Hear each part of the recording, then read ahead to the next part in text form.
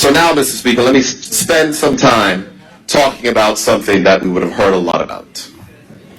And it's this thing called patients first. Or as others have referred to it, profits first. Now let me be clear, Mr. Speaker. I do not intend to stand up here and attack doctors. Because I am not. Because a vast majority of medical practitioners in this country are good and honorable. They care about their patients. They serve the needy. They take care of persons. And that is it. So my quarrel is not with the doctors. Not at all. My quarrel, Mr. Speaker, is how can it possibly be that we've had an organization that has existed for 3 months and nobody knows who's running it? Every single time there is patients first spokesperson. You know why, Mr. Speaker? It's being run by the insurance companies. And they're not going to show their face because they're trying to protect their profits. And so we're clear, I have friends that work in insurance companies. I know the leaders of the local insurance companies.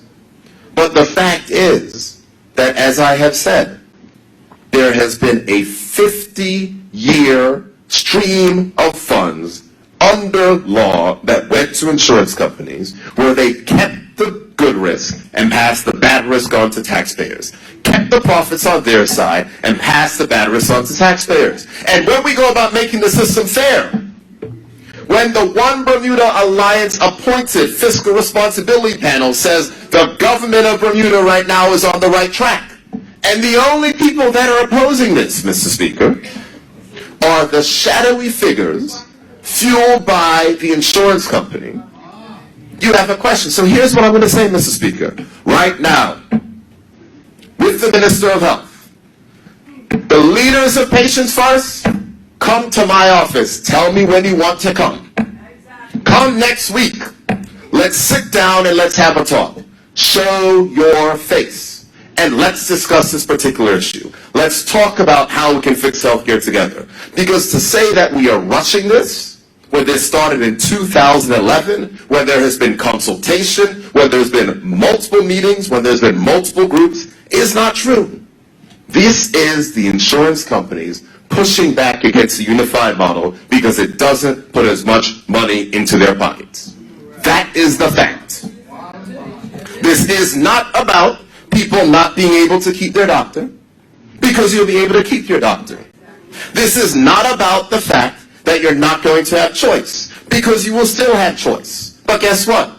Co-pays will be fixed, and for many persons, they will go down. The quality of your healthcare coverage will not change, and the core benefits will be expanded to include prescriptions and doctor visits, which are not currently included in the core plan, Mr. Speaker. Understand, we heard this whole thing about the government's going to be in charge. Come on now, Mr. Speaker. Right now, healthcare in this country is run by a collaboration between the public sector and the private sector. And nothing that the government has proposed is going to change that. That's the fact. That's the fact. And the final thing is, when people are signing a petition saying we don't want this plan, the plan hasn't even been finalized yet, Mr. Speaker. And the Minister of Health has laid out a detailed roadmap of the working groups which are going to take place after consultation to put it together. So I'm going to repeat that again, Mr. Speaker. And I sincerely hope that the leaders of Patients First are listening. Come. Bring it. Let's have that chat. But let's be honest. Don't go out to the public and say the government's going to tell you that you can't keep your doctor. Don't go out to the public and say the government's going to be in control of your health care. Don't go out, because it's not true. Fake news. Stop it. Not true at all, Mr. Speaker. So, I sincerely hope that they will take this. And the Minister of Health told me that they contacted her and said they want to meet at the end of March. No! Come next week. There was no they. Came from a Gmail address, patientsfirst@gmail.com, signed, Patients First. Show your face. Let's have the chat. We don't need to wait until the end of March. We can do it next week. I will make myself available. I will clear my schedule. Understand? Because this is too serious to be messing with. And it's like the Honorable Minister of Public Works said earlier. Why am I going to mess up the health care for my mother and father? Why am I going to mess up the health care for my children? None of us are going to do that. We're going to make the system more fair so more persons can have access to preventative medicine so in the long term we have lower costs and it can be sustainable. That is it, Mr. Speaker. And so, I know the forces of the past will continue to push back, and I know the ones who are supported by the forces of the past will continue to push back, but we are going to push forward, Mr. Speaker, and let it be clear. If Patients First doesn't want to come to our office and have that chat, then we will match their public relations campaign with one of our own, Mr. Speaker.